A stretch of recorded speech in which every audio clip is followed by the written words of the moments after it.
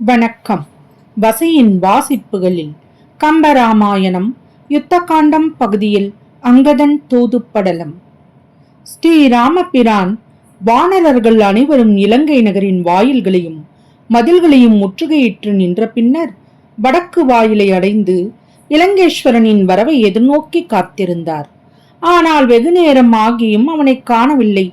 அவனை காணாததும் அவர் விஷ்ணனை பார்த்து, விபீஷ்ணனா, நான் இப்போது செய்வதற்கு தகுந்ததான மிகச்சிறந்த செயலை மனதில் ஆராய்ந்து வைத்துள்ளேன். அதனை கேட்பாயாக. நாம் இப்போது ஒரு தூதுவனை அனுப்பி ராவணனிடம் இப்போதாவது சீதையை விட்டுவிட்டால் நீ உயிர் தப்பலாம், இல்லையேல் உனக்கு மரணம் சம்பவிக்கும் என்று சொல்லச் செய்வோம். அப்போதும் ராவணன் ஒப்பவில்லை என்றால் அவனோடு போர் செய்வதே நாம் செய்ய தகுந்த முறையான காரியம். இதையே நான் ஆலோசித்து உள்ளேன். இப்படி செய்வதுதான் அறம், இதுவே அரச நீதி என்றார். ராமர் அவ்வாறு சொல்லவும் அதை கேட்ட விபீஷ்ணன், இது நல்லது என்று தன்னுடைய இணக்கத்தை தெரிவித்தான். சுக்ரீவன் இதுவே அரச நீதி என்று சொன்னான். ஆனால் லக்ஷ்மணன், அண்ணலே, பகைவரிடத்தில் இறங்குவது தவறான செயல்.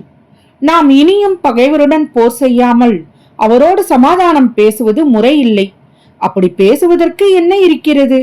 தாங்கள் யாருடன் சமாதானம் பேச வேண்டும் என்று விரும்புகின்றீர்களோ அவன் தேவர்களுக்கு துன்பம் உண்டாக்கியவன், பிராட்டியை சிறையில் வைத்தவன், அந்தணர்களுக்கு துன்பத்தை கொடுத்தவன், நிலைபெற்ற பிராணிகளை அடுத்து கொன்றவன், திக்குகளின் எல்லை வரையில் எல்லா உலகங்களையும் தானே ஆள்வதற்கு விரும்பி தேவேந்திரனது செல்வத்தையெல்லாம் கவர்ந்து கொண்டவன், அநீதியான வழியிலே நடப்பவன், தாங்கள் மாய மானை உண்மையான மான் என்று கருதி அதனை பிடிக்கச் சென்ற போது தங்களுக்கு எல்லையில்லாத துன்பத்தை தரும்படியாக பிராட்டியை வஞ்சனையால் தங்களிடம் இருந்து பிரித்தவன்.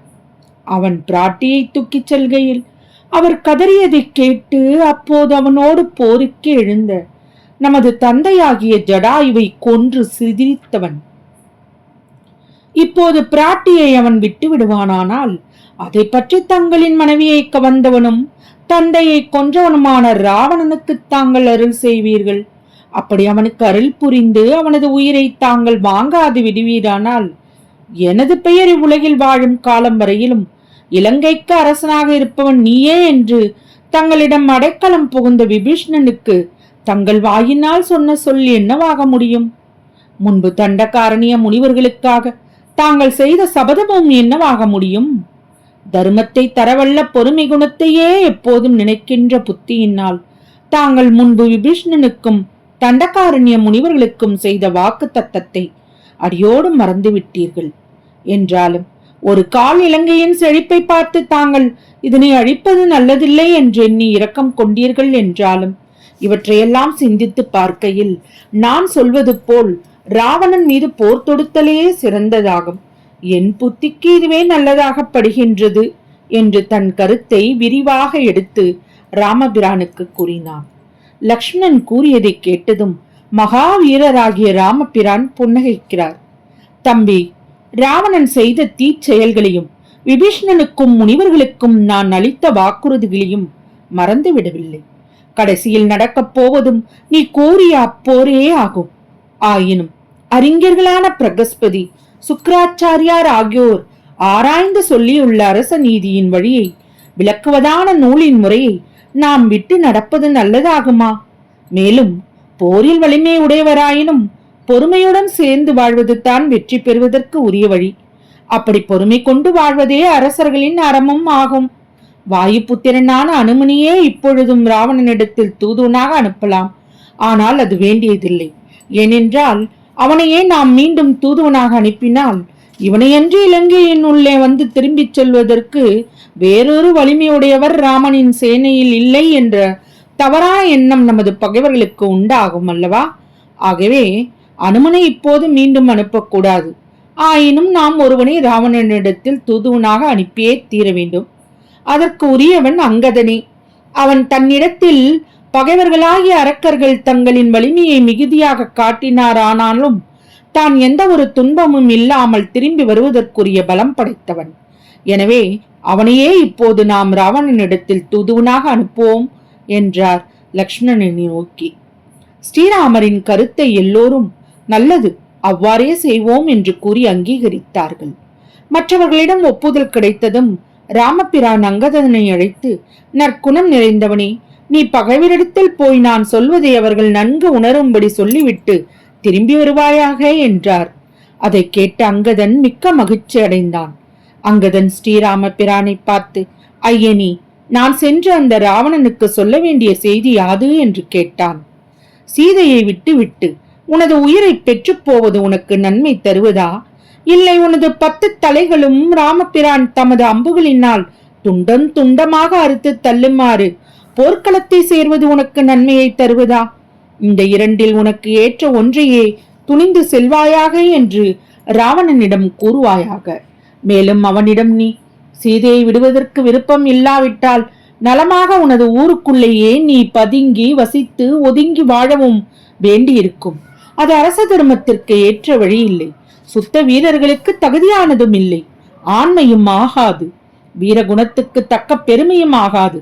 எமது மார்பிலே உனது அம்புகள் பதியுமாறு வில்லேந்தி அம்பு தொடுப்பதற்கு உனக்கு வலிமை இருக்குமானால் இப்படி பதுங்கி வாழாமல் உனது நகருக்கு வெளியே வந்து எமது எதிரே நின்று எம்மோடு போர் செய்வாய் என்றும் அவனுக்கு தெரிவிப்பாய் என்று ராமர் அங்கதனிடம் ராவணனுக்கு தூதாக சொல்ல வேண்டிய வார்த்தைகளை கூறினார். உடனே அங்கதன் ஸ்ரீராமரை பார்த்து, எம்பெருமானே, மாருதி இல்லாவிட்டால் நீயே தூதுக்கு உரியவன் என்று என்னிடம் தாங்கள் மதிப்பு வைத்து சொல்லுகின்ற ஒப்பற்ற வார்த்தையை அடைந்து விட்டேன். இனி என்னை போன்ற நன்மையை பெற்றவர்கள் உலகத்தில் யார் இருக்கிறார்கள் என்று கூறி அவரை பூமியில் விழுந்து தொழுதான்.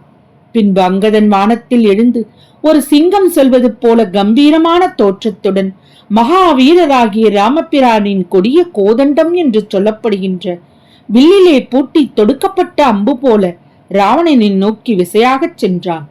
அப்படி சென்ற அங்கதன் சூரியன் கடந்து செல்லாத காவலை கண்டதும் மேருமலையை விட நீண்டதும் உள்ளதுமான மதிலை தாண்டி இலங்கை மாநகரை அடைந்து ராவணின் முன்பாக போய் சேர்ந்தான். ராமபிரானது தூதுவனாக வந்த அங்கதனை ராவணனது சுற்றத்தார்கள் கண்டார்கள். கண்டவுடனே முன்பு இலங்கையில் புகுந்து அமர்க்கலப்படுத்திய அனுமன்தானா இவன் என்று எண்ணி பெரும் அச்சம் கொண்டார்கள். அந்த அச்சத்தால் அவர்கள் கண் கலங்க, உடல் நடுங்க, ராவணனை அடைக்கலமாக எண்ணி அவனை சுற்றி கொண்டார்கள். அப்போது ராவணன் தனது அமைச்சர்கள் கூறுகின்ற வார்த்தைகளை தனது 20 காதுகளின் வழியாகவும் கேட்டுக்கொண்டிருந்தான். அவனுடைய 20 கண்களும் போருக்காக புறப்படுகின்ற சேனையை பார்த்த வண்ணம் இருந்தன. அவ்வாறிருந்த ராவணனை அங்கதன் கண்டான். ராவணனை கண்டதும் அங்கதன் கல்லையும் மரங்களையும் கொண்டு மிக எளிதாக கடலை தூர்த்து அதை கடந்து விட்டோம் என்று நாம் கர்வம் கொள்ளக்கூடாது.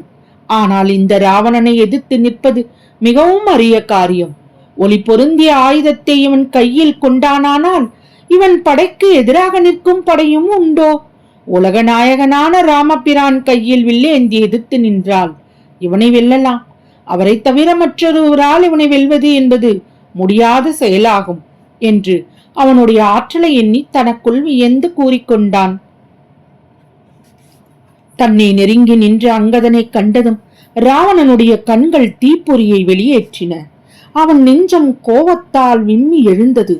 அங்கதனை நோக்கி, ராமன், இன்று இப்போது இங்கே வந்திருக்கும் நீ யார்? இங்கு நீ வர என்ன காரணம்?